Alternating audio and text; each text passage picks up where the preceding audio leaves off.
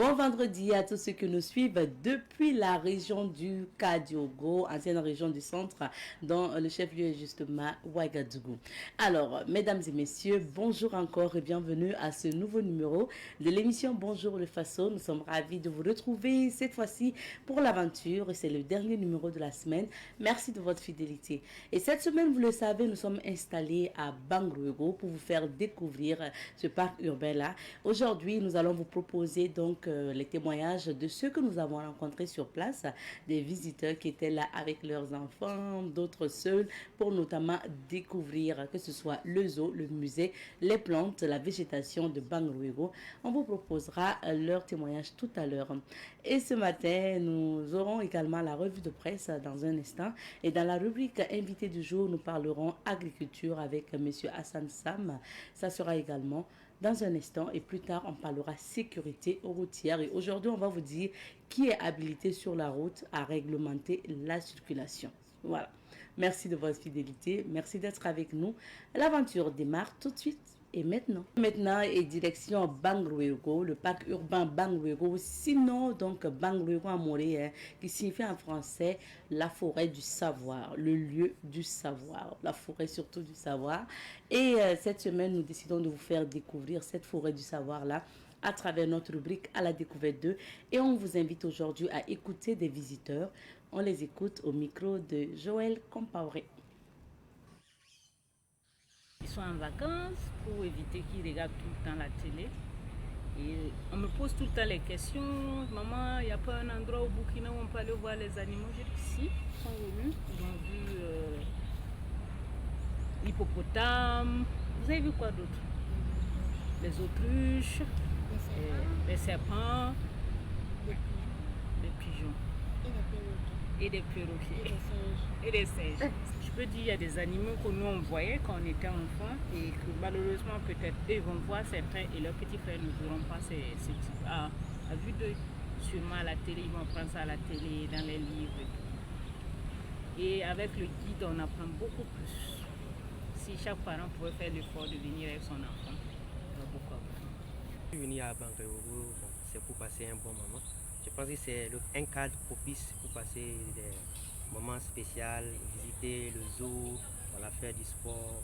Je trouve que franchement c'est à visiter. Et je pense que s'il y avait beaucoup d'endroits comme ça en ville, franchement ça allait aider la population. Déjà visiter le zoo, je trouve que c'est un endroit où franchement il y a des animaux franchement que je n'avais jamais vus. Je pense que s'il y avait beaucoup de ce genre de choses-là, franchement ça allait aider la population. Nous avons quitté Fada depuis hier pour venir jusqu'à Bangrouego. On a fait escale dans notre orphelinat à Ziaré, voilà, vu les sécurités, pour le bien des enfants. Beaucoup d'enfants ont leurs parents, voilà, qui leur offrent tout le bonheur possible. Je me suis dit aussi, pourquoi pas nos orphelins? Les orphelins aussi ont droit au bonheur, à la vie, à la joie, tout comme les autres enfants.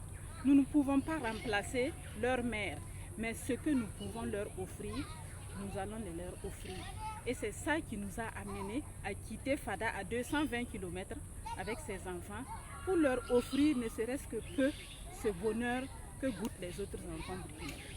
Oui, il y a beaucoup de sites à Ouaga et nous avons opté cette année pour Bangrouego. Les années à venir, nous comptons même aller plus loin parce que nous comptons même aller à la présidence avec ces enfants-là. Moi, j'ai voulu que les enfants prennent contact avec la nature et c'est pour cela que nous sommes venus. Et après, ce sera en tout cas dans des lieux plus... Mais en attendant, voilà, la prise de contact avec la nature. Moi-même, je suis une amoureuse de la nature. Je suis venue réviser mes cours pour préparer mon examen. J'ai choisi de venir à Bangrouego parce que ici, dans la nature, tout est calme et j'arrive à me concentrer plus. Oui, le cadre me va. Ça me va parce que j'aime la nature. C'est ce qui me motive à venir ici. C'est pour une détente. Je peux dire que c'est ça qui est à côté. Comme c'est dans la ville, ça me permet aussi de... pour venir même, tu ne prends pas assez de temps comme ça. Voilà, tu peux revenir faire quelques heures, 2 ou 3 heures comme ça et puis repartir dans ton lieu de service. C'est la nature. C'est la nature seulement. Comme c'est calme, les oiseaux qui chantent, c'est comme ça. Et genre, moi, mon travail là, avec les appels, aujourd'hui, je suis venu ici, là, c'est uniquement ça, je tiens, un téléphone. Voilà, j'ai laissé tous les autres téléphones. C'est juste seulement voilà, quelques appels. Je suis déjà une Ouagalaise. J'ai l'habitude de venir souvent. Aujourd'hui, particulièrement, j'avais des courses. Donc, en 2 courses, j'ai voulu changer d'air, profiter de la nature. Voilà, c'est pour ça que je voulais faire un tour. C'est agréable, c'est à profiter au maximum. C'est vraiment... ça fait du bien.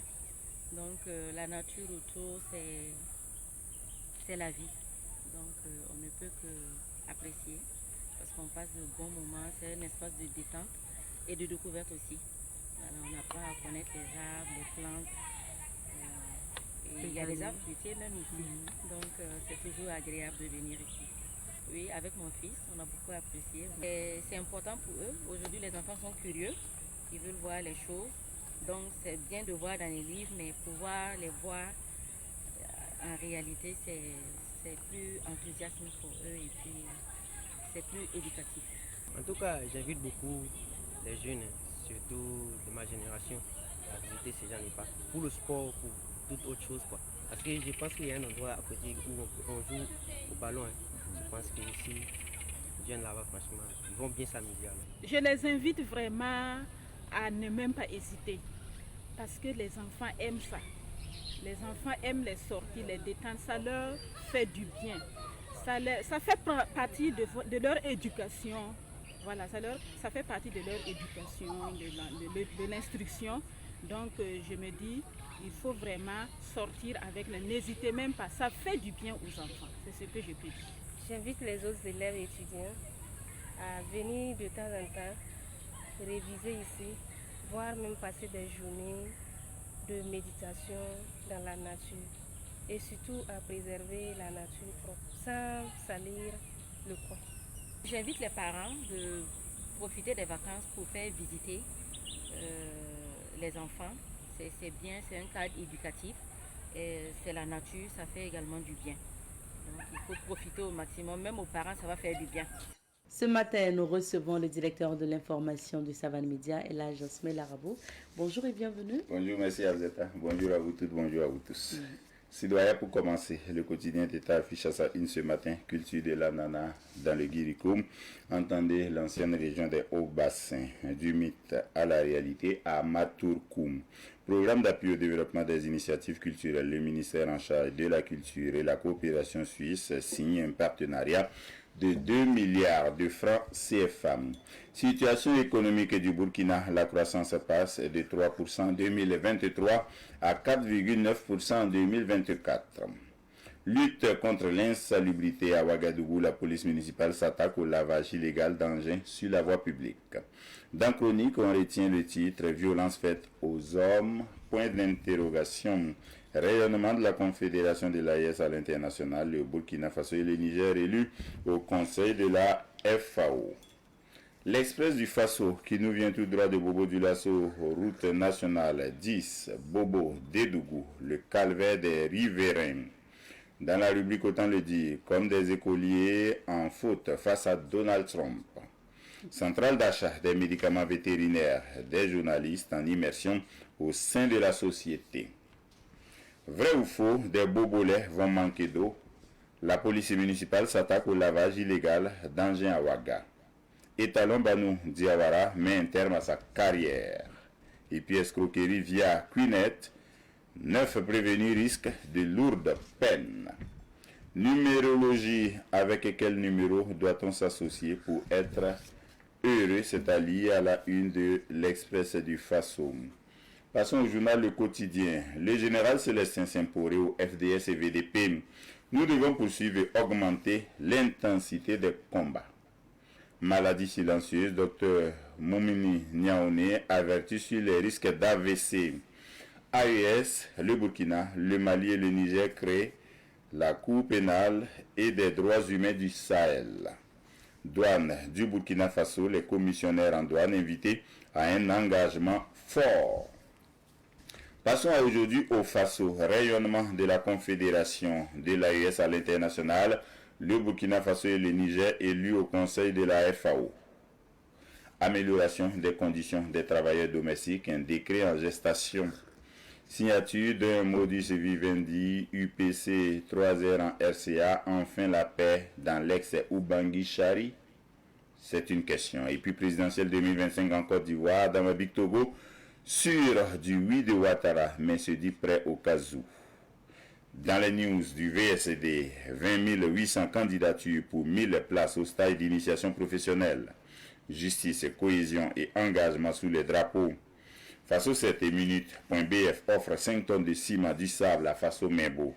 Banu Diawara dit stop et création d'une cour pénale et des droits humains de l'AES. L'ancienne ministre Boari Fili Sissoko, condamné à 10 ans de prison ferme au Mali. Le Burkina 12e africain et 63e mondial. Passons au quotidien Le Pays, campagne agricole 2025 à Diapaga. Les paysans entre angoisse et incertitude. Lutte contre l'insalubrité à Ouagadougou, la police municipale s'attaque au lavage illégal d'engins sur la voie publique. Collecte de sang à la banque commerciale du Burkina, le personnel se saigne pour sauver des vies. Pour pourri, coup des comptes, instruction close pour Khalifa Yemboado. Rodrigue Namono, ex-président de la CNDH. Église famille du Burkina, Monseigneur Modeste Okambou, nommé par le pape Léon XIV au dicaster pour le dialogue interreligieux. Corruption au Burkina, le mal est très profond. Semaine de Poko, 3 habitudes des parents qui poussent les enfants à être désobéissants. Actu Sport, Valentin Nouma quitte le Simba SC. Mystère psychique et spirituel, ceux qui épargnent le plus deviennent plus stables que les autres rocs bakiono.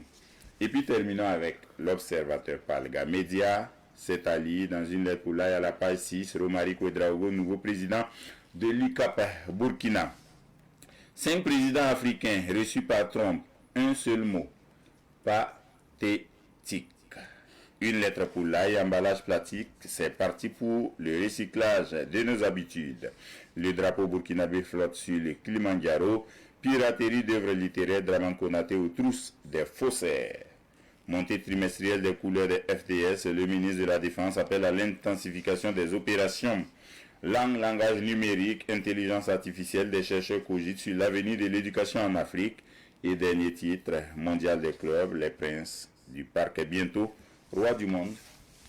Merci bien Elage pour ces titres et nous débutons donc dans l'espace AES, l'AES qui a créé la Cour pénale et des droits humains. Oui, c'était prévisible parce qu'il y a quelques mois déjà, les ministres en charge de la justice étaient réunis plus d'une fois à Bamako, capitale du Mali, pour réfléchir à la manière d'organiser ou de réorganiser notre système judiciaire, de voir ce qu'il y a en commun, ce qu'il y a comme différence, pour faire en sorte que la Confédération regarde les mêmes choses de la même façon en matière de justice. Et il avait été prévu, sur instruction des chefs d'État du Mali, du Niger et du Burkina, que les ministres de la Justice regardent tous les engagements internationaux des pays membres de la Confédération AES, qui ne vont pas dans le sens de renforcer la souveraineté voulue par les États-là, soit recensés, élagués et notifiés pour que les États-là décident de se désengager de tous ces traités, accords internationaux qui ne renforcent pas la souveraineté des 3 pays. En même temps, les ministres avaient été instruits de voir comment faire en sorte que des tribunaux puissent être créés pour harmoniser la tradition judiciaire dans l'espace AES, entre autres, mieux prendre en charge les questions pénales et des droits humains.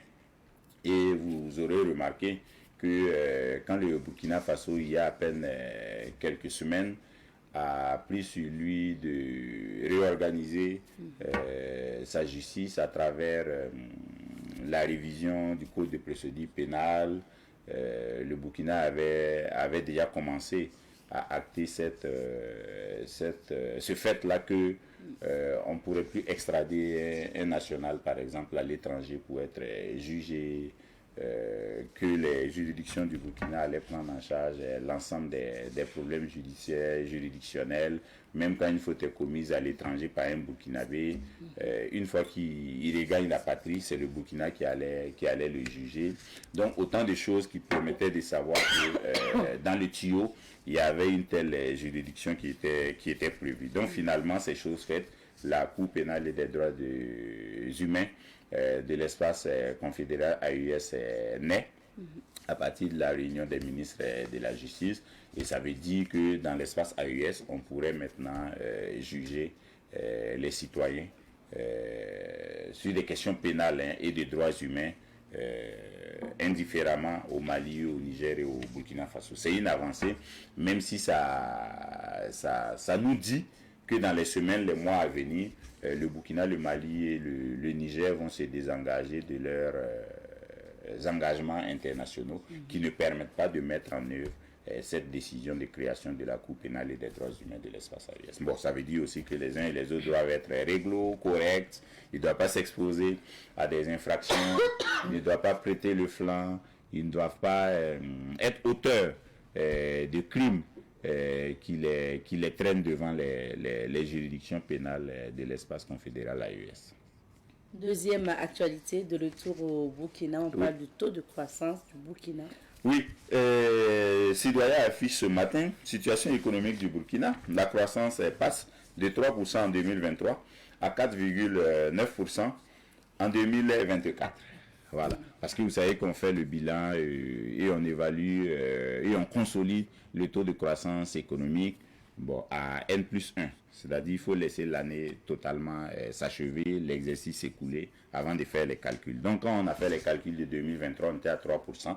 Et pour 2024, maintenant qu'on est à mi-2025, on peut se dire qu'on a consolidé tous les chiffres et toutes les données.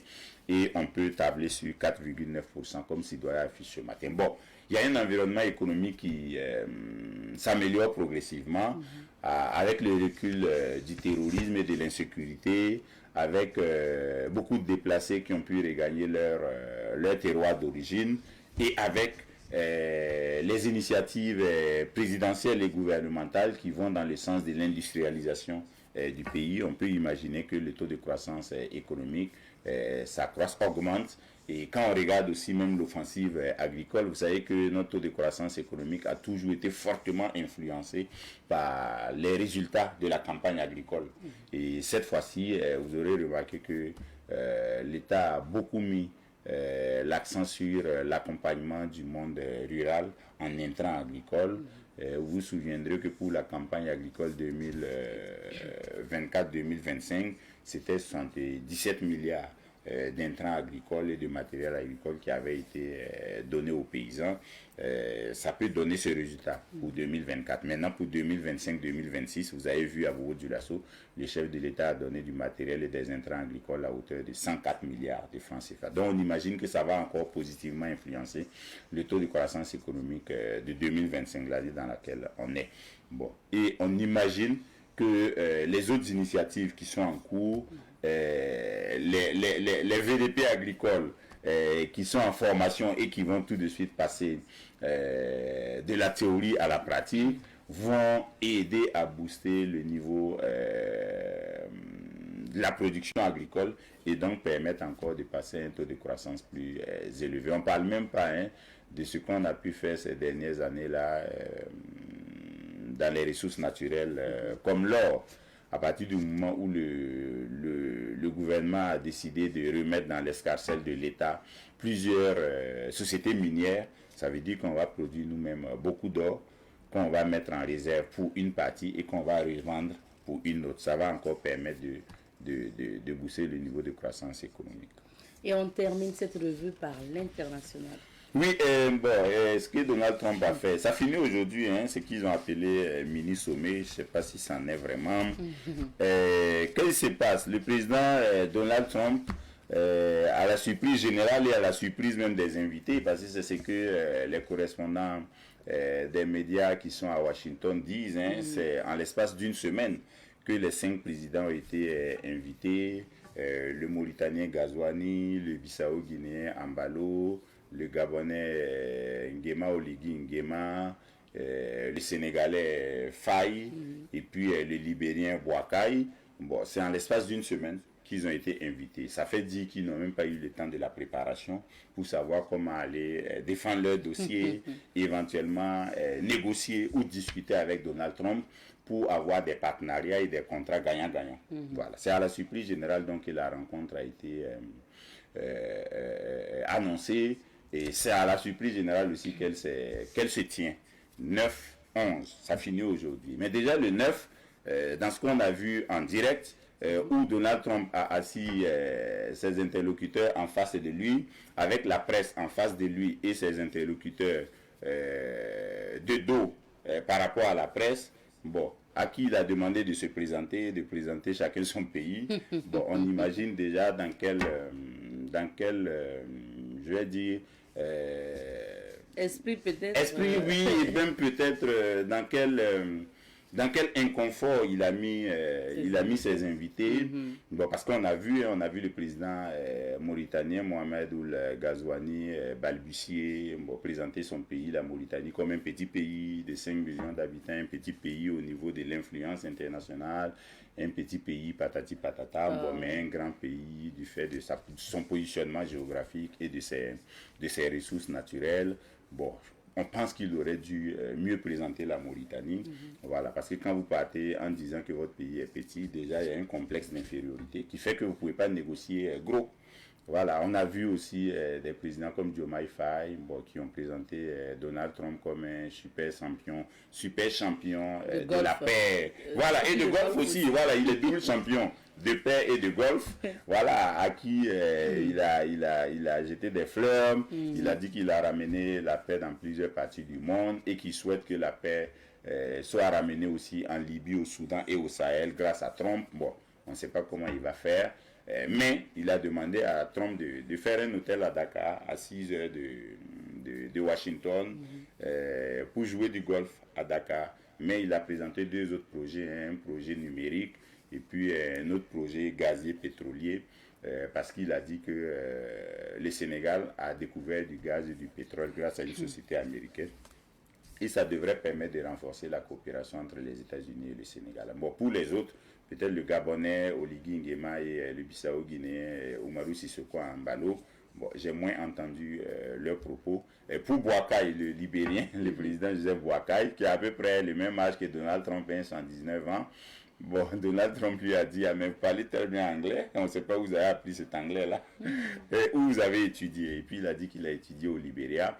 Bon, je crois qu'il n'a pas mis à l'aise ses interlocuteurs, il les a pas mis au niveau de chef d'État. Quand on regarde, voilà, qui reçoit des invités de marque, quand on regarde la photo où il est assis, où ils sont debout, bon, l'Obs a fini par dire pathétique. Voilà, parce que c'est pathétique quand ce sont des chefs d'État, vous mettez au même niveau, vous mettez les drapeaux des États et puis vous respectez les uns les autres mutuellement, même si après l'un va gagner plus que l'autre dans le partenariat. Bon, c'est pas dans les images que vous devez présenter un tel air pathétique, quoi. Et puis ils étaient vraiment gênés. Maintenant, pourquoi ce sont eux qu'il a invité? Il y a beaucoup de commentaires. Pourquoi le Burkina? Il n'inviterait pas le Burkina parce que quand vous êtes positionné très clairement dans l'espace géopolitique mondial là, derrière la Russie ou avec la Russie ou avec la Chine, ça colle pas. Non, ça passe pas bien. Voilà. Par contre, quand vous êtes hésitant, comme les Sénégalais qui viennent d'arriver au pouvoir, je parle de Diomaye Faye et de Ousmane Sonko, le Libérien aussi il vient d'arriver parce qu'il vient de battre George Weah. Le Bissau-Guinéen, lui, il balbutie parce que son mandat est fini et puis il a prolongé son mandat pratiquement de force et puis la maille appartient avec la CEDEAO. Donc actuellement, il ne sait pas sur quel pied danser. Voilà. Et puis le Gabonais, lui aussi, vient d'arriver. Il y a des experts qui ont dit, en fait, ils regardent les présidents qui balbutient, mais qui ont beaucoup de richesses naturelles, qui ne sont pas encore très clairement positionnés, et puis ils essaient de les récupérer. Par contre, si vous avez une position très claire, comme le Burkina, le Mali, le Niger, qui a un partenariat très fort, stratégique avec la Russie, la Chine, l'Iran, qui sont les adversaires frontaux des États-Unis, Trump ne vous invite pas. De la même façon, quand vous êtes déjà un bon élève des États-Unis, c'est-à-dire une proie déjà acquise des États-Unis, comme l'Égypte qui est déjà dans l'escarcelle des États-Unis, comme le Rwanda qui vient de signer tout de suite un accord de paix avec la RDC, donc comme la RDC aussi, quand vous êtes déjà dans l'écurie des États-Unis, Trump n'a pas besoin de vous faire la cour. Vous êtes déjà un bon élève, vous êtes déjà, vous donnez déjà vos gisements de pétrole et de gaz et d'or. Donc il n'a pas besoin de conquérir ce qu'il a déjà. Donc il regarde ce qu'il n'a pas encore eu et auprès de ceux qui sont vendables.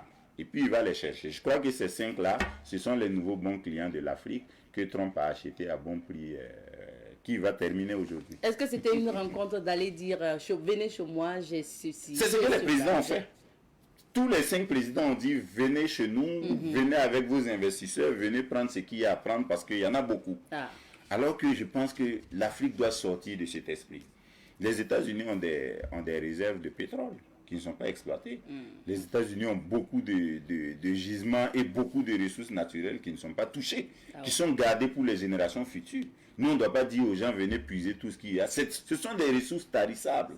Bien sûr. Ce sont des ressources épuisables. Donc, on ne doit pas les vendanger, on ne doit pas les donner à vil prix à n'importe qui au premier venu. On doit faire en sorte que notre développement là soit planifié. On regarde ce dont on a besoin aujourd'hui, mais on fait travailler tous les secteurs. Si vous mettez l'accent sur l'agriculture, par exemple, l'agriculture, ce n'est pas une ressource périssable. Non, ce n'est pas tarissable. Vous pouvez produire autant que vous voulez. Donc, si vous avez déjà beaucoup de ressources dans l'agriculture, vous pouvez réserver votre or pour les générations futures, ou pour mieux organiser vos réserves d'or, pour faire autre chose avec ça. Mais ne dites pas aux Américains, venez prendre parce qu'il y en a. Et quand ça va finir, comment vous allez faire? Donc on doit sortir de cet esprit que les présidents sont allés présenter à Washington hier. C'est bien dommage que pendant que les autres sont en train de s'émanciper, eux, ils soient encore dans la psychologie de 1960. Merci bien. Merci. Alors, on va découvrir les couleurs du temps à travers la météo. Nous recevons ce matin M. Hassan Sam, président de la Fédération nationale des jeunes producteurs agricoles du Faso et secrétaire général de la Confédération paysanne du Faso. Bonjour à vous, M. Sam. Bonjour, Mme Kiama. Bienvenue sur notre plateau. Merci bien. On parle de la campagne agricole ensemble. On va dire que c'est une campagne qui a déjà démarré. Comment ça se passe? Ok, avant de répondre à votre question, permettez-moi vraiment de rendre un hommage particulier à nos forces de l'ordre qui vraiment mènent un combat atroce sur le terrain pour permettre à nos vaillants producteurs de pouvoir continuer leur production. Donc c'est vraiment de les rendre hommage et rendre hommage à nos pères qui sont sur le terrain et qui actuellement sont autour des semis, etc. Oui. Voilà, donc actuellement, c'est vraiment la campagne installée. Mais malheureusement, ce n'est pas dans toutes les zones. Il y a des zones où ils sont en phase de semis, il y a des zones où ils sont en phase de levée, d'autres n'ont pas vraiment entamé la saison en tant que telle. C'est un peu dans cette situation nous sommes. Donc ça dépend de la zone. Oui, ça dépend des zones. Par exemple, vous avez des champs un peu partout. Dans quelle zone vous avez pu quand même s'aimer? Dans quelle zone vous n'avez pas pu? On a pu un peu s'aimer dans la zone de Koubri. Dans la zone de Sapui, on a sémé une partie. Il y a le riz qu'on a labouré, qu'on n'a pas encore sémé. Donc c'est un peu dans d'ici. Dans d'ici. Mais là, c'est dû à quoi? C'est dû à la pluie. Il y a des postes de sécheresse. Voilà. Il y a des zones où depuis le début de la campagne, ils n'ont eu autour de 3-4 grandes pluies. Ce qui ne facilite pas l'activité agricole. Donc, c'est des caprices un peu pluviométriques qui sont là. Alors que, justement, c'est vrai que ces poches de sécheresse sont annoncées, mais on parle aussi de grandes pluies qui vont venir. Est-ce que vous avez espoir que les jours à venir, peut-être tout va rentrer dans l'ordre? Oui, l'agriculture, c'est quelqu'un qui est généralement optimiste. Et nous avons foi. Et l'agriculture en tant que telle, c'est une croyance en soi. Donc, nous croyons que tout va bien se passer parce que il y a eu des années similaires où la situation était pareille, mais au finish, voilà, et tout s'est bien passé et avec l'accompagnement de l'État en termes de trucs, d'équipement et autres. Donc, je pense que ça pourrait aller. Et parlant d'accompagnement de l'État, cette année, le président du FASO a remis un matériel important, un matériel agricole important, d'une valeur estimée à 104 milliards de francs CFA.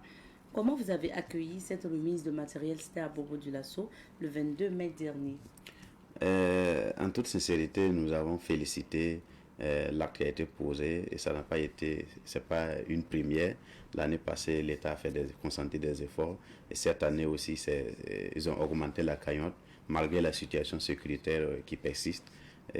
Nous ne faisons que féliciter l'État et les encourager à redoubler d'efforts parce que nous sommes dans un pays agricole et un pays dit agricole demande assez de moyens pour aller vers la motorisation, en tout cas tout ce qui doit être fait pour que le producteur puisse être dans une situation de production intense pour pouvoir nourrir notre population. Donc nous, en résumé, c'est dire merci et féliciter les autorités qui vraiment ne cessent de mener des efforts. Si vous regardez récemment, à commencer, tous les ministres du développement rural sont sur le terrain, particulièrement le ministre de l'Agriculture, vraiment sur le terrain avec toute son équipe. Oui. Donc vraiment, c'est à féliciter. Alors, en 2024, le matériel était estimé à 77 milliards donc, de francs CFA, donc une augmentation de 30%. Comment vous expliquez cette hausse de la dotation aussi? Ça s'explique d'abord par la vision du gouvernement, qui est de faire du secteur agricole un levier économique. Donc, tout tourne autour de ça. C'est une question de vision et aujourd'hui, la politique, les systèmes politiques aujourd'hui croient à la capacité de production de nos paysans. Donc, pour moi, c'est ces motivations-là qui font que l'État met assez de moyens afin que le producteur puisse vraiment mener son activité à bien. Alors, maintenant, pour la Fédération des jeunes producteurs, que représente ce matériel-là pour vous? Nous avons toujours mené ce plaidoyer à travers des chaînes comme Savane FM pour demander à l'autorité vraiment de mettre les moyens pour que le jeune puisse diminuer la pénibilité de son activité. Et actuellement, nous sentons qu'on tend vers là. Quand on regarde les labours gratuits qui sont sur le terrain, nous voyons des tracteurs un peu partout. Donc, ça permet aux jeunes d'avoir de quoi labourer son terrain et de pouvoir s'aimer. Donc, vraiment, ça facilite la production et ça permet aux jeunes vraiment de pouvoir mieux produire et d'en faire un métier de vie, quoi. Et concernant justement le matériel, la saison agricole installée, est-ce que la distribution sur le terrain est terminée? Ça s'est très bien passé. Comment vous jugez ça? Le matériel est vraiment sur le terrain. Et cette année particulièrement, comparativement aux autres années, l'année passée aussi c'était comme ça, nous voyons que les tracteurs qui ont été donnés sont effectivement sur le terrain et ça fait leur travail. Les motoculteurs, récemment j'étais à Bama pour visiter un peu ce qui se passe. On a vu que vraiment le matériel qui a été donné par l'État est vraiment sur le terrain et ça travaille. Si je reviens en termes de tri, d'accompagnement, il y a des intrants. Aujourd'hui, on n'en parle plus de semences. Dans les années ultérieures, vous allez voir que nous, en juillet, on continue toujours de distribuer les semences. Aujourd'hui, dans les chefs Zata et autres, on ne parle plus de semences. Les semences ont été déjà distribuées, les intrants aussi. Donc vraiment, c'est la pluie qui est vraiment un peu capricieuse, sinon tout est mis en œuvre pour qu'on puisse avoir une production conséquente. Le gouvernement a joué sa partition, il reste la partition divine. Voilà, c'est ça. On va le dire comme ça. Ouais. Parce que justement, les années antérieures, vous avez toujours déploré le fait que les intrants arrivent tard au niveau des champs et que ça empiète un peu le travail de l'agriculteur ou le producteur. Et donc, cette année, vous n'avez pas eu ces soucis? On n'a pas eu ces soucis. Les techniciens sont à féliciter, depuis le ministre d'État jusqu'aux petits techniciens. Cette année, c'est eux-mêmes qui interpellent les producteurs, venez, il y a de la semence, ainsi de suite. Donc, on ne peut que féliciter parce que on s'attendait à cela. Voilà, donc, c'est dire merci à toute l'équipe du ministère qui met du sien pour que vraiment tout se passe bien. Donc, il y a eu les deux volets. Il y en a eu à temps et en quantité suffisante. Oui, cette année, on avait fait un plaidoyer même sur vos chaînes, pour que l'autorité puisse miser sur les grands producteurs. Et cette année, si vous voyez la répartition de l'engrais, il y a 70% qui est réservé aux grands producteurs, c'est-à-dire ceux qui ont plus de 5 hectares en allant. Donc, c'est pour dire qu'il y a une vision claire qui est là. On veut vraiment produire. Et derrière ça, on veut réussir à avoir des stocks conséquents à travers la Sonagesse. Et ceux qui prennent, les grands producteurs ont un contrat avec le gouvernement à travers les services techniques pour pouvoir vendre 50% de leur production à la Sonagesse. Donc, tout ça, c'est des mécanismes qui ont été mis en place pour permettre en tout cas à l'État, en tout cas à la population de souffler en cas de famine. Donc, c'est vraiment des systèmes qui sont très salutaires et la vision est claire. Justement, Voilà. vous venez de nous retracer cette vision-là. Ouais. Donc, on peut dire qu'aujourd'hui, le chef de l'État, le gouvernement compte sur vous, producteurs, pour, dans cette dynamique de l'offensive. Est-ce que vous êtes prêt à atteindre ces objectifs? Non, nous sommes plus que prêts, puisque quand la vision est claire, voilà, les gens ne font que suivre. Et à partir du moment où la vision est très claire, je pense que les résultats ne feront qu'être là. Actuellement, c'est de croiser les bras et de prier pour que la pluie puisse vraiment, Dame Nature puisse faire son travail, Oui. voilà, afin que tout puisse bien se passer. Sinon, l'État a fait ce qu'il pouvait, malgré notre contexte. Donc, vraiment, c'est dit merci, quoi. Pour la production, par exemple, de la pomme de terre, l'offensive a permis de passer de 25 000 tonnes à 40 000 tonnes en une seule campagne, selon justement le ministère de l'Agriculture. Ce qui a permis au ministère aussi du Commerce de suspendre, par exemple, un mois, l'importation de la pomme de terre. Est-ce que c'est possible dans les autres également? Aujourd'hui, nous producteurs, nous sommes en train de nous organiser. Parce que moi, personnellement, quand j'étais petit, j'étais plus jeune que ça, on se disait que la production de la pomme de terre, c'est carrément le nord. Il faut être de Ouiguiya pour pouvoir produire la pomme de terre. Aujourd'hui, les producteurs sont en train de s'organiser. Quand vous regardez le sud-ouest, ainsi de suite, dans toutes les régions, il y a des coopératives qui sont en train de se mettre en place afin de pouvoir accompagner, voilà, l'initiative gouvernementale. Si les organisations sont bien professionnalisées, vous allez voir que tout va bien se passer. Et au niveau de la Confédération paysanne, il y a des dynamiques à faire organiser des voyages de tour pour aller visiter des pays comme le Mali, voilà, qui est un pays de l'AES, qui va permettre de s'inspirer de ce qu'ils font là-bas et de pouvoir venir bien nous structurer. Donc c'est un peu la dynamique actuelle. Vous avez parlé de Dame Nature aujourd'hui, et des pluies et tout. Est-ce que vous pensez aussi à des mécanismes qui puissent faire de telle sorte que vos champs puissent avoir de l'eau, même s'il ne pleut pas? Aujourd'hui, avec la création de l'ONBA, l'État est en train de vouloir miser sur la production à travers un certain niveau de maîtrise d'eau. Donc, c'est pour qu'on puisse avoir des forages à type agricole, avoir des barrages bien entretenus pour pouvoir permettre aux producteurs de produire en toute saison. Donc, tout ça, c'est des dynamiques, voilà, qu'il faut accompagner. C'est pourquoi, quand vous avez parlé des 30%, l'augmentation de 30%, je souriais.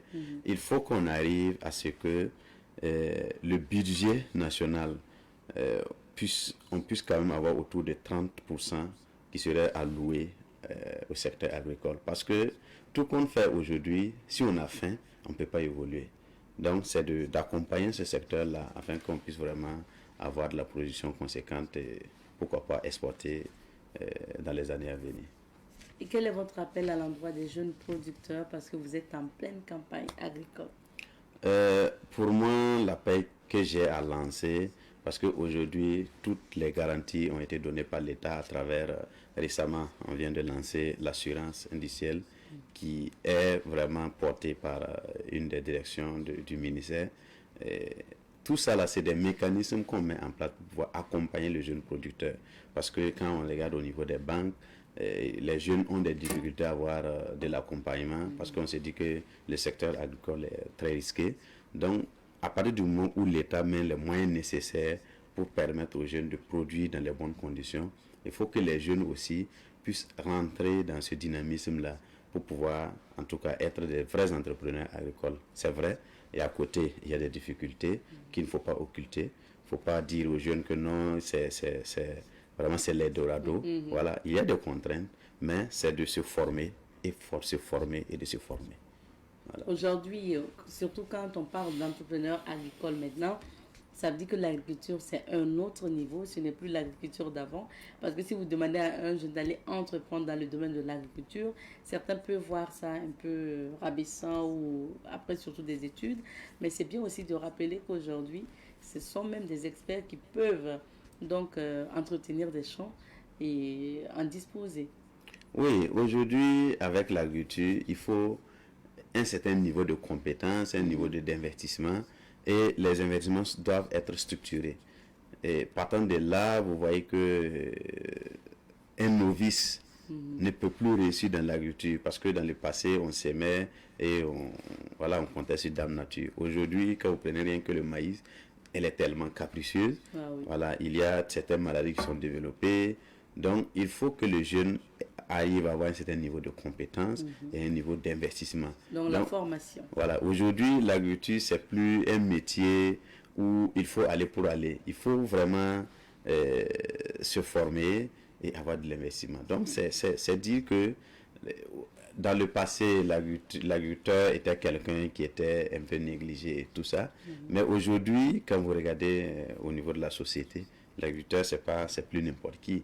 Aujourd'hui, si les agriculteurs ont des préoccupations, tout de suite c'est entendu depuis le sommet de l'État. Donc c'est pour dire à quel niveau on accorde l'importance à l'agriculteur. Donc c'est appeler les jeunes vraiment à aller vers l'agriculture. Bon, moi en tant que président de fédération, c'est vraiment interpeller les jeunes à se former et à aller vers l'agriculture. De ne pas aller à l'agriculture tête baissée. Voilà. Et au niveau justement, donc, toujours des jeunes, pour ce qui concerne leur investissement aussi dans l'agriculture, qu'est-ce que vous pouvez dire à ceux qui sont toujours dans les écoles, qui veulent bien faire des options, aller vers l'agriculture? Oui, aujourd'hui, il y a des centres de formation qui ont un certain niveau. Et les jeunes qui se trouvent, que ce soit à l'université, que ce soit dans les lycées, c'est vraiment de commencer à faire de l'agriculture entrepreneuriale. Voilà, c'est pas juste produire pour manger, mais produire vraiment pour s'entretenir et tout ça. Et ça se fait que à travers la formation, les renforcements des capacités. En fait, c'est pas des formations de courte durée, d'une semaine. C'est vraiment des formations dignes de ce nom. Et d'aller vers les dévanciers qui sont déjà installés et prendre de l'expérience avec eux. Voilà, et ça va venir de soi. Et eux aussi pourront vraiment être des entrepreneurs, être des agro-business. Et au niveau de vos champs, vous avez misé plus sur quelle culture? Et en saison pluviale comme ça, en termes de production céréalière, c'est le maïs, c'est le sorgho et le riz. Maintenant, à côté, on a fait du poivron, qui est une production maraîchère. Voilà, donc, c'est ce qu'on a mis présentement. Merci bien. Alors, Monsieur Sam, on va s'arrêter ici pour ce matin. Quel est votre mot de fin à l'endroit du monde de l'agriculture? Le temps, le temps n'est pas suffisant pour égrener un certain nombre de choses. Bon, mais si vous voulez ajouter quelque chose, il n'y a pas de souci. Vous pouvez ajouter avant de donner votre mot de fin. Bon, ce que je peux ajouter, c'est vraiment toujours interpeller l'État, parce que le premier partenaire des organisations de producteurs, c'est l'État. À partir du moment où c'est leur premier partenaire, c'est toujours interpeller l'État à toujours avoir des initiatives qui puissent accompagner le jeune rural, les producteurs ruraux, qui vraiment sont le moteur. L'agriculture familiale aujourd'hui au Burkina, c'est celle-là qui nourrit le Burkinabé. Et c'est pas l'agriculture familiale dont on se dit non, c'est sur un demi-hectare. Non, l'agriculture familiale est vraiment aujourd'hui organisée. Donc c'est toujours interpeller l'État à discuter avec les producteurs, parce qu'on ne peut pas aider quelqu'un sans qu'il participe. Donc c'est discuter toujours avec les organisations de producteurs qui sont bien structurés et de pouvoir les accompagner. Donc c'est mon message à l'endroit de l'État, et les dire que les producteurs sont vraiment satisfaits de leurs initiatives et de leurs efforts. Mon mot au monde agricole maintenant. Voilà, au monde agricole, c'est vraiment de les dire, de garder espoir et d'avoir toujours foi comme ils l'ont toujours été, parce que le producteur agricole burkinabé est très résilient face à un certain nombre de difficultés. On a vu que voilà, les gens sont restés stoïques, donc c'est vraiment les féliciter et les demander de garder espoir et que Dieu nous donne un lendemain meilleur. Merci et nous vous souhaitons une bonne pluviométrie pour la suite. Merci beaucoup, madame.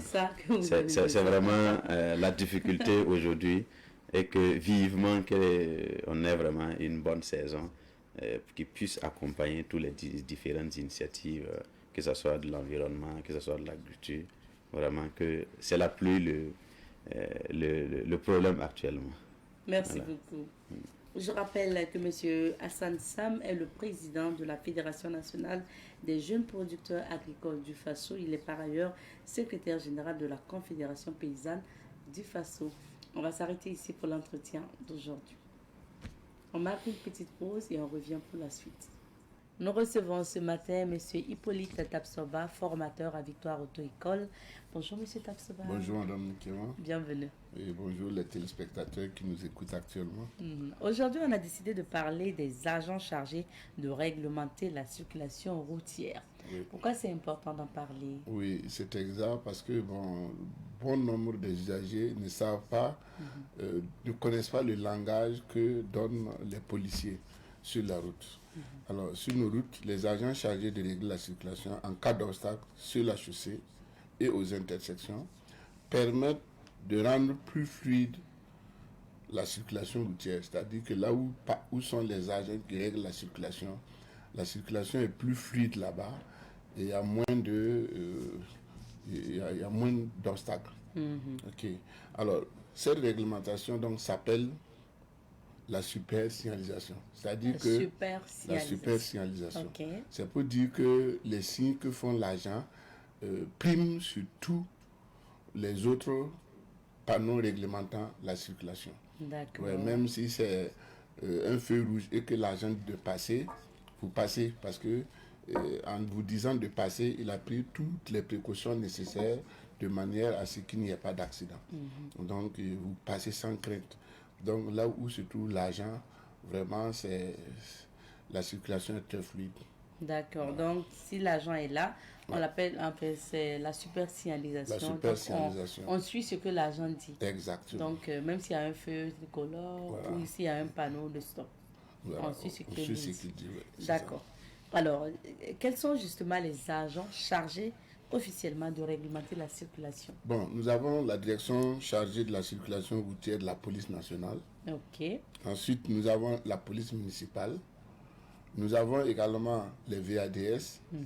Ok. Et maintenant, souvent, à la sortie des écoles, des usines, des passages pour piétons et des camions de chantier, souvent, on peut déléguer quelqu'un qui règle occasionnellement la circulation. C'est vrai, pour faciliter la traversée. Exactement, et éviter les accidents surtout.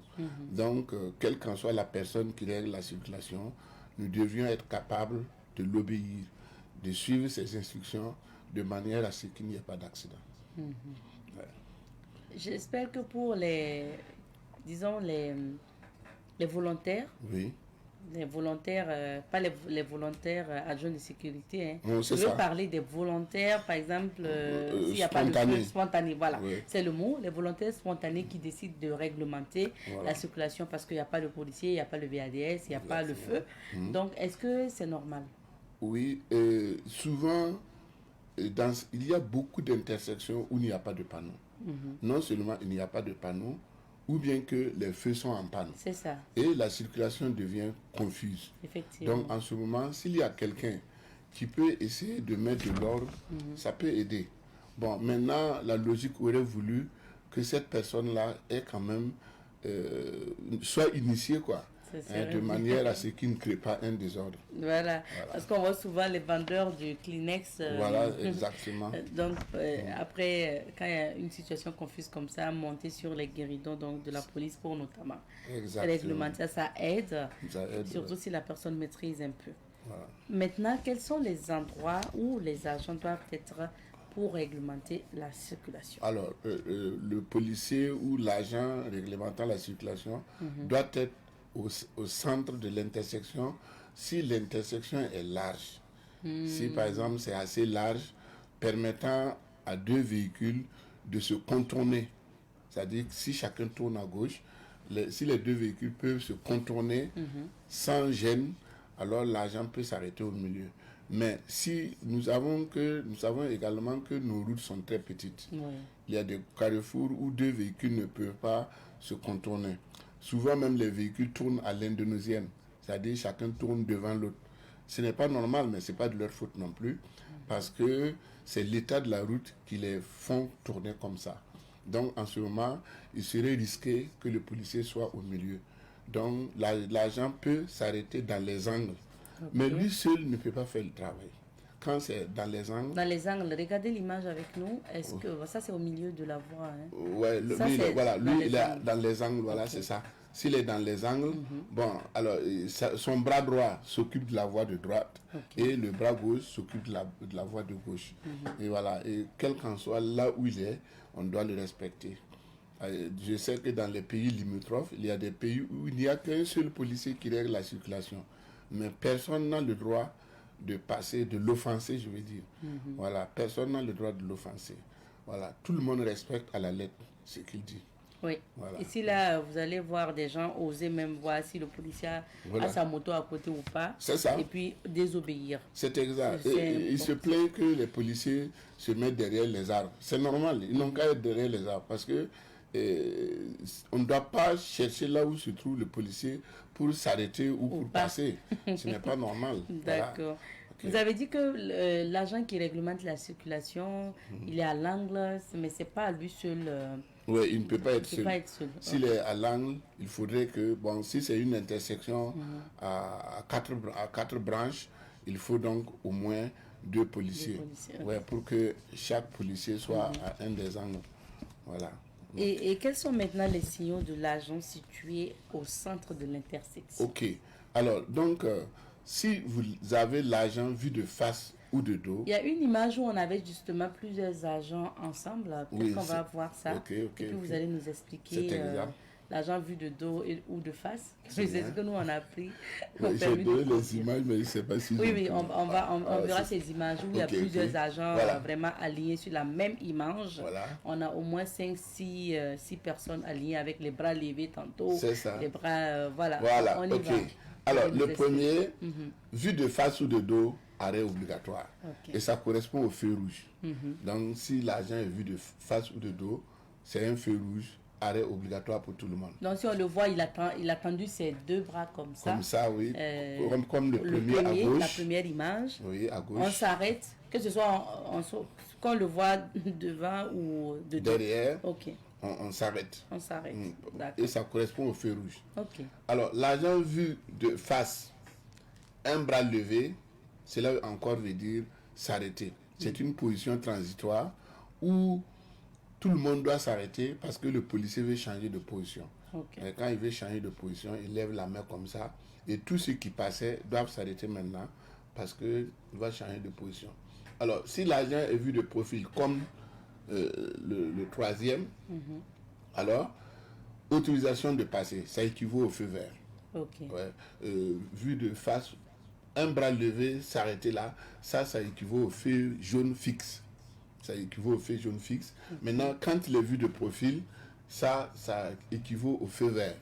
Donc, en ce moment, si l'agent est au milieu, ceux qui viennent de la gauche passent derrière, ceux qui viennent de la droite passent devant le policier.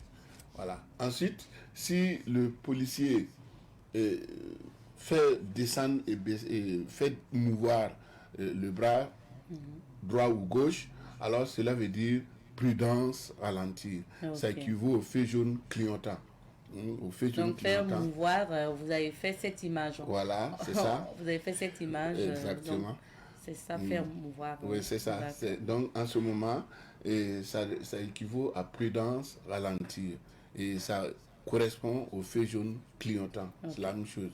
Au feu jaune clignotant, chacun doit réduire l'allure et circuler avec prudence. D'accord. Voilà. Et quels sont, mais ça c'est pour l'agent au centre. Du centre, oui. Maintenant, l'agent situé aux angles des intersections. Aux angles, voilà. Celui qui est à l'angle, son bras droit s'occupe de la voie de droite et le bras gauche s'occupe de la voie de gauche. Okay. Donc, s'il y a un bras qui est levé, le bras côté levé veut dire arrêt obligatoire.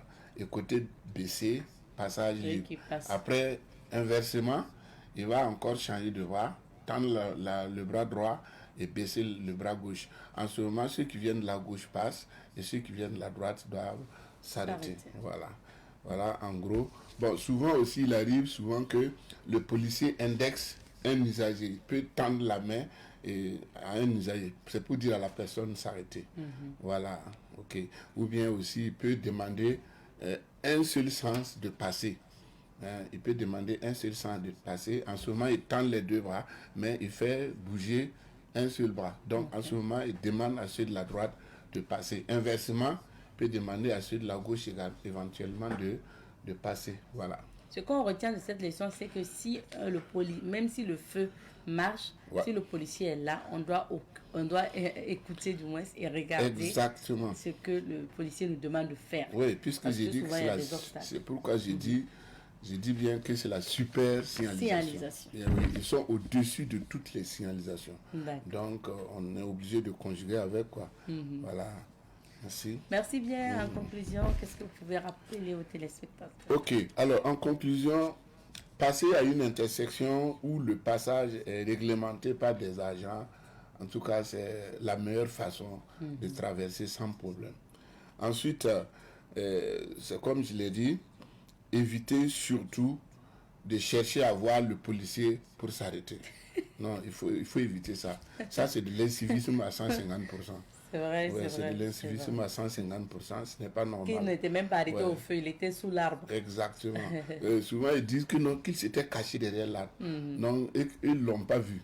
Non, il n'y a pas ça. Hein. Tout le monde sait que à l'approche d'une intersection, on doit ralentir l'allure et ensuite avertir sa présence, signaler du côté où l'on va, serrer du côté où l'on va, vérifier si l'intersection abordée est libre et observer les règles de priorité. Donc, il faut appliquer tout ça. Et souvent, on doit ralentir. Pourquoi? Parce qu'il peut y avoir des véhicules prioritaires qui veulent traverser. Le feu peut être vert, ou bien le feu peut être vert, mais il y a un véhicule prioritaire. S'il y a une ambulance, c'est ce qu'on appelle véhicule prioritaire. Hein, c'est ça.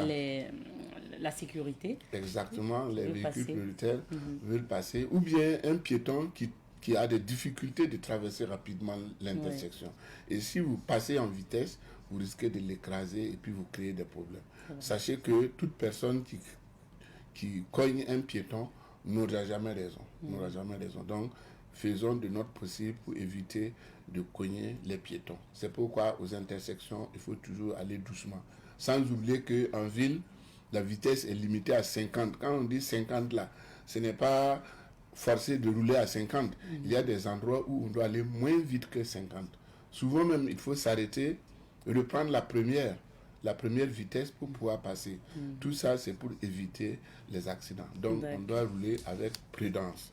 Et aussi, il y a des usagers, au lieu de respecter les panneaux de priorité, donc, cherchent à savoir s'il y a des agents pour brûler le feu.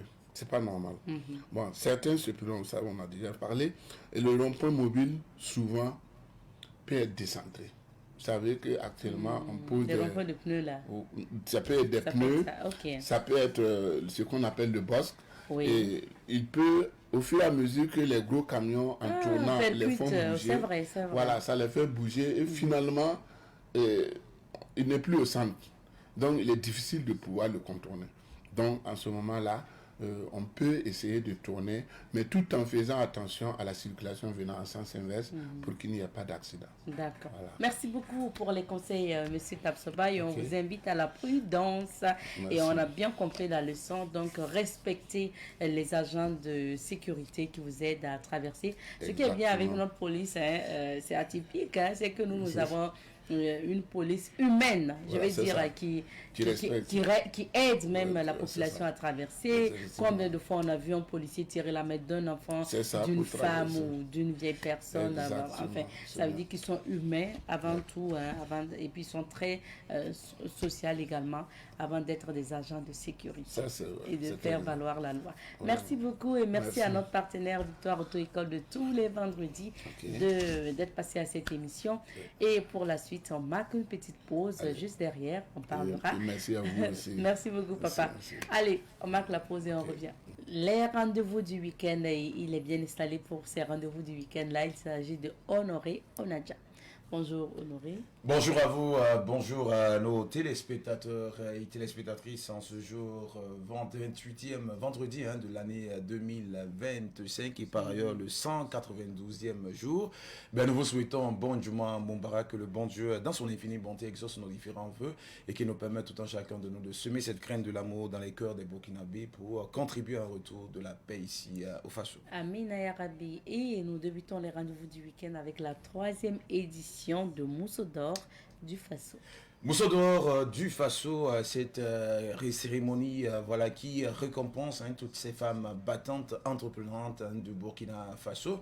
Et bien, le rendez-vous, il est pris pour ce 12 juillet à partir de 19h à la salle des fêtes de la mairie centrale de Ouagadougou. Et le thème retenu pour cette 3e édition est le suivant: les défis et opportunités pour les femmes entrepreneurs au Burkina Faso. Ce serait une occasion pour nous de discerner des attestations de reconnaissance, mais également des artistes viendront apporter leur touche pour égayer toutes ces personnes qui vont effectuer le déplacement. Mais également on parlera de mode, puisqu'on aura droit à un défilé de mode pour reconnaître à sa juste valeur toutes ces femmes-là qui se laissent à travers les différents efforts en tout cas qu'elles mènent et toutes leurs activités qu'elles mènent pour l'avancer ici au Faso. Alors retenez la date, c'est pour ce samedi 12 juillet du côté bien sûr de la salle des fêtes de la mairie centrale de Ouagadougou à partir de 19h pour vivre pleinement la 3e édition de Mousso d'Or du Faso. On parlera cinéma maintenant avec des projections dans plusieurs salles de ciné. Tout à fait. Alors nous débutons déjà avec la salle voilà, du ciné Espoir Tampuy et bien sûr celle du ciné Wem Tenga. À la demande des cinéphiles, c'est le film L'Allée, le voisin de Rama. C'est ce film-là qui vous sera proposé aux séances de 19h et 21h, ce pour un prix d'entrée de 500 francs CFA. Alors nous allons demander à tous ces cinéphiles voilà, du ciné Espoir de Tampuy également du ciné Wemtenga d'effectuer le déplacement. Voilà, si vous n'avez pas le temps à 19h, une autre séance vous est proposée à 21h. Profitez pleinement parce que comme on le dit, quand on aime la vie, on va au cinéma. À la demande des cinéphiles, nous rebeletons du côté du ciné Nerwaya avec ce film à succès, La Lionne de Kaboré, Rakis Wenyoba et Rodrigue. C'est ce film-là que l'on vous propose aux séances de 18h30, 20h30 et 22h30. Ce pour un prix d'entrée de 2000 et 2500 francs. Du côté du ciné Burkina, après une semaine du côté du ciné Nerwaya, nous revenons encore du côté du ciné Burkina avec ce film Gounga, une marmite pour un projet. C'est ce film-là qui vous a proposé depuis le 7 et qui continue son bonhomme de chemin ce jusqu'au 13 aux séances de 18h30, 20h30 et 22h30. C'est également pour un prix d'entrée de 2000 et 2500 francs. D'accord. Tellement de programmes au niveau des ciné. Tout à fait. Et on termine par les rendez-vous de chez nous. Les rendez-vous de la maison, c'est déjà parti de 11h. Votre émission Cadeau du jour. Cadeau du jour qui reçoit un partenaire qui n'est autre que ce partenaire-là qui a décidé d'apporter en plus dans nos différentes vies. Il s'agit bien sûr du partenaire Canal Plus qui viendra parler voilà, des offres en cours, mais également vous porter certaines nouvelles. Alors un seul numéro à composer, c'est le 02 21 02 02 pour participer à l'émission. Appelez, participer. On espère bien qu'on aura un gagnant pour lui offrir le cadeau que nous offrira notre partenaire Canal+. Et vous le savez, la rétrospective du soirée à la télé, c'est le samedi à partir de 14h et le dimanche à partir de 7h30. Quant à la rétrospective des pensées et proverbes partagés par le PDG himself, c'est le samedi et le dimanche à partir de 6h sur Savane TV. La rétrospective du soirée à la radio, c'est le dimanche à partir de 6h et ces différentes rubriques vous seront présentées par le maestro, le capitaine Rasmus Ousmane Nikema a assisté de l'homme qu'on appelle affectueusement Patronita Lando, Barthélémy Capri. Voilà, ils se feront le plaisir de vous présenter ces différentes rubriques. Quant à rendez-vous de l'information, bien sûr, sur Savane TV et également sur Savane FM, c'est votre émission 100 minutes pour comprendre. 100 minutes pour comprendre qui va recevoir le docteur Kassoum Nana, il est philosophe. Par ailleurs, également professeur de philosophie. C'est avec lui que nous allons nous entretenir et partager des informations avec vous. Comme quoi, nous avons décidé d'être la puissance de la communication. Et vous le savez, hein, avec Savane Média, ben, là où va la masse. C'est là que ça se passe. Merci bien. Merci beaucoup, Honoré. Merci. Et à vendredi prochain. Inch'Allah, merci bien. Inch'Allah. Et merci à vous de nous avoir suivis. Mais permettez-moi en une minute de dire merci à toute l'équipe de semaine. La réalisation a été assurée par Mariette Kokwaga. On dit merci à Joseph Kabori au son. On dit merci à Tata Laura au niveau de la production. Merci à Aurélie Somtouré au niveau du maquillage. Et on dit merci aux équipes qui sont au niveau de la salle de diffusion, en salle de montage, à la rédaction également pour l'accompagnement tout au long de cette semaine. Le rendez-vous est pris pour lundi, Inch'Allah, quand il va sonner 7h30 chez vous, mais également chez nous. Portez-vous bien et on se dit à lundi. Bon week-end et cuise!